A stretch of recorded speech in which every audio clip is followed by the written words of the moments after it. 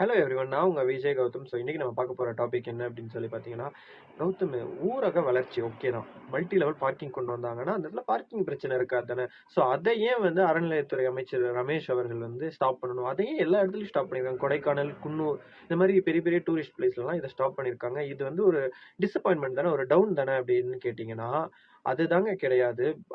அதோட கான்செப்ட் என்ன அப்படின்னு சொல்லி புரிஞ்சுக்காம பாதி மக்கள் வந்து தீய சக்தியோட பேச்சை கேட்டுட்டு இது வந்து வளர்ச்சி அப்படின்னு நினைச்சிட்டு இருக்காங்க. வளர்ச்சி கிடையாது. இது வந்து அவங்களோட குடும்பத்துக்கான வளர்ச்சி. அதை தான் நம்ம வந்து கரெக்டா புரிஞ்சுக்கணும். ஸோ அறநிலையத்துறை அமைச்சர் வந்து சேகர் பாபுக்கு எகெயின்ஸ்டா அதை வந்து ஸ்டாப் பண்ணதுக்கு காரணம் என்ன அப்படின்னு சொல்லி பார்த்தீங்கன்னா, ஃபர்ஸ்ட் ஆஃப் ஆல் வந்து ஒரு ஒரு கோயிலுக்கு வர பக்தர்கள் என்னென்ன கேட்குறாங்க அப்படின்னா, நிம்மதியா உட்காந்து சாமி கும்பிட ஒரு நல்ல ஒரு ஹால் அது கோயில்ல கண்டிப்பா இருக்கும். வெளியில வந்தாங்கன்னா கழிப்பறைகள், குடிநீர் இது கண்டிப்பா இருக்கும். ஸோ இதெல்லாம் இருக்கும். வெளியில கொஞ்சம் கடைகள், ஷாப்ஸ், பூ வாங்குறது இந்த மாதிரி கடைகள் எல்லாம் கோயிலையும் இருக்கும். ஸோ இதுதான் அடிப்படை வசதி. ஒரு கோயில்னு இருந்துச்சுன்னா அடிப்படை வசதி இதெல்லாம் தேவை. ஸோ இதெல்லாம் நீங்க பண்ணி வச்சாலே அந்த கோயில் ஆட்டோமேட்டிக்கா அறநிலையத்துறைக்கு, இந்து அறநிலையத்துறைக்கு காசு வருமானங்கள் வந்துகிட்டே இருக்கும். ஸோ இப்போ அப்படி வந்த ஒரு காசை, தமிழ்நாடு ஃபுல்லா இருக்கிற கோயில்ல இருந்து வந்த ஒரு காசை ஒரு பார்க்கிங்ல இன்வெஸ்ட் பண்றாங்க.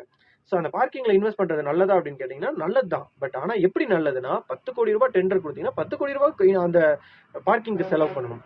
பட் ஆனா நம்ம தீய சக்தியோட பீரியட்ல எப்படி நடந்திருக்கு அப்படின்னு சொல்லி பாத்தீங்கன்னா, ஒரு டெண்டர் விட்டுருக்காங்க. குன்னூரோட டெண்டர். ஓகே, 10 கோடி ரூபாய் வந்து அந்த இதுக்கு வந்து டெண்டருக்கு வந்து காசு இது கொடுத்துருக்காங்க. இந்த காசு டெண்டர் விட்டுருக்காங்க 10 கோடி ரூபாய்க்கு. அதுல வந்து 50% ஆஃப் த அமௌண்ட் வந்து எக்ஸ் அறநிலையத்துறை அமைச்சரா இருந்த சேகர் பாபு அவர்களுக்கு, அவர்கள் குடும்பத்திற்கு அதான் 50%. நீங்க 5 கோடியில தான் பார்க்கிங் கட்ட போறீங்க. அப்ப அதோட டெண்டர் 5 கோடிக்கே விட்டுருக்க வேண்டியதானே. 10 கோடி ரூபாய்க்கு அந்த டெண்டரை விட்டு 5 கோடி ரூபாய் சேகர் பாபுக்கும் 5 கோடி ரூபாய் இவருக்கு பார்க்கிங்க்கும்ன்ற மாதிரி ஒரு இதை வந்து கிரியேட் பண்ணி வச்சிருக்காங்க. ஸோ இதை கண்டுபிடிச்ச இந்து அறநிலையத்துறை அமைச்சர் திரு ரமேஷ் அவர்கள் என்ன பண்ணிட்டாங்க, மல்டி லெவல் பார்க்கிங்லாம் வேணாம், நீங்க அந்த பிளான் அப்படியே கேன்சல் பண்ணுங்க, அந்த டெண்டரை கேன்சல் பண்ணிட்டு நீங்க வந்து என்ன பண்றீங்க அப்படின்னா, அந்த இடத்துல அடிப்படை வசதி எந்தெந்த கோயிலெல்லாம் அந்த 10 கோடி வச்சு என்னென்னமோ செய்யலாம். ஸோ எந்தெந்த இடத்துலலாம் அடிப்படை வசதி தேவையோ, ஸோ ஒரு ஒரு சின்ன கோயில் இருக்கா, அந்த இடத்துல கழிப்பறை தேவையா கட்டி கொடுங்க. அந்த மாதிரி இருக்கிறதெல்லாம் கணக்கெடுங்க. அந்தந்த இடத்துல அடிப்படை வசதி குடிநீர், கழிப்பறை, அப்புறம் இந்த மாதிரி விஷயங்கள் மட்டும் கட்டி கொடுங்க அப்படின்னு சொல்லிட்டு ஒரு ஆர்டரை ப்ரப்போஸ் பண்ணியிருக்காங்க. இது யாருக்கு பேக் ஃபயர் ஆயிருக்குன்னா, நான் முன்னாடியே சொன்ன மாதிரி சேகர் பாபு குடும்பத்துக்கு தான். ஏன்னா பெருசா எதிர்பார்த்தாங்க 5 கோடி ரூபாய் வந்துருமே அப்படின்னு சொல்லிட்டு. ஆனா வரல. ஒரு பார்க்கிங்ல மட்டுமே 5 கோடி ரூபாய்னா, இது வரைக்கும் அவர் அறநிலையத்துறை அமைச்சரா இருந்து 5 வருஷம் யோசிச்சு பாருங்க.